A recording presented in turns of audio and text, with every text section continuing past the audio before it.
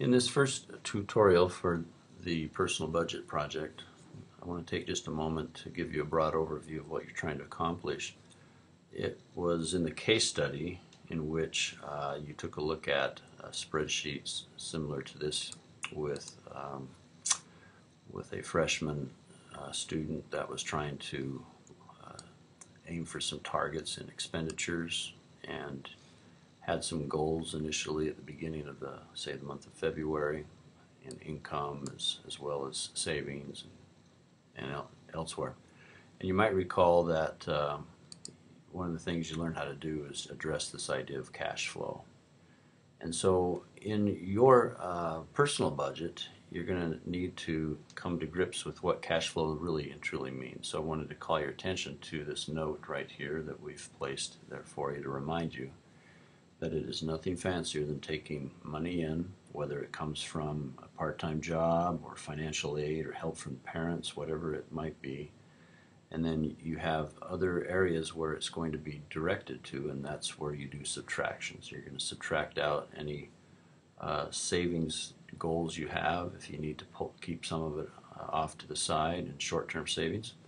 You'll subtract any payroll deductions if you might be having a part-time job that has any kind of taxes or deductions of some kind. And then of course the big one is you're subtracting out your expenses for the month. So don't forget these helpful notes.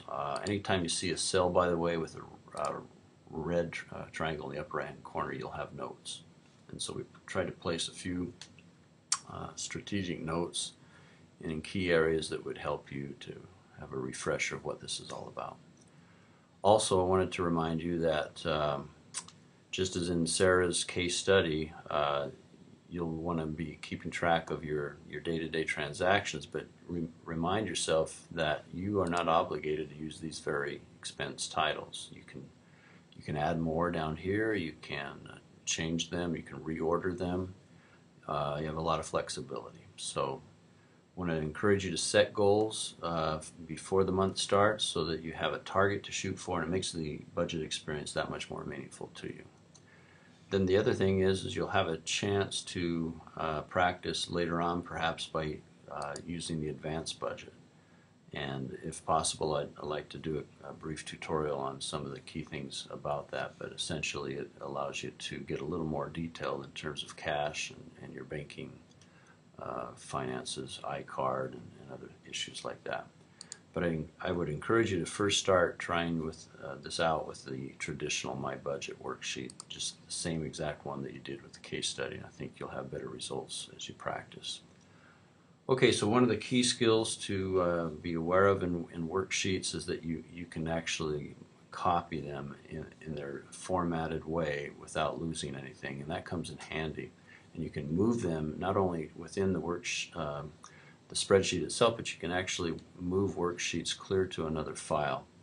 So I want to remind you that if you ever get stuck in anything in Excel, don't forget the power of the internet. If you have a question about a skill, it's very, very likely that someone else has had that same exact question somewhere else in the world, and so you can get some great help. So let me show you what I mean. I'm going to bounce over to Safari, to my browser here. I'm inside of Google right here, and I'm going to just type in, say I do this, how can I move or copy a worksheet? And you'll notice you get a lot of different questions that other people have asked over the years.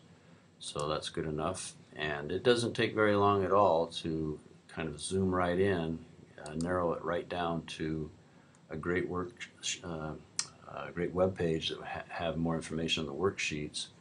And so if you have questions, try to form that question as intelligently as you can in a browser, in a search engine of some kind, and you'll find great helps that way, and you can actually teach yourself a lot of great things. YouTube's another source where you can actually see it done right in front of you, as just like you're watching this YouTube video that I've created for you.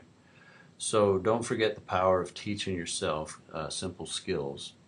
And so let's go back to the Excel worksheet and just remind you a little bit about what we mean by copying or moving a worksheet. If I were to do a right click on this budget right here and select Move or Copy, it brings me to this menu item that allows me to do a couple different things. If I do not click on Create a Copy, then what that means is it's literally going to move this worksheet somewhere else. You can even not only move it within your template, but you can also move it clear out to another workbook that you might have opened in Excel. So why would that be helpful? Well, it might be the case that as you're practicing, it might be that as you decide to go down and double click that tab and call it July, let's say of 2013, and you get your budget accomplished for July, it's possible that you'd like to hang on to all of your hard work. For example, all of these transactions that you've done here, if you'd like to sort of archive them, then a great thing to do is to have a file, just maybe call it My Archive Budgets. And if you did a right click and Move or Copy, you could literally send a copy of that to the archive file. And so you could hit Create a Copy and select whatever you called it, whatever file you have, worksheet file that you've got from Excel, and you could send it on its way and it would go there. If, on the other hand, you wanted to simply make a clone and not move it to a different file at all, watch this. I can hit Create a Copy and I can hit OK, and you'll notice that we get past these crazy warning signs. You'll notice that it created a clone of this very document. There's July 2013, and here's a clone of it because of the number 2. So I could go on to maybe label this August. And so that's a nice skill to be aware of. You don't have to reinvent the wheel. You can actually copy worksheets and move them and take advantage of that.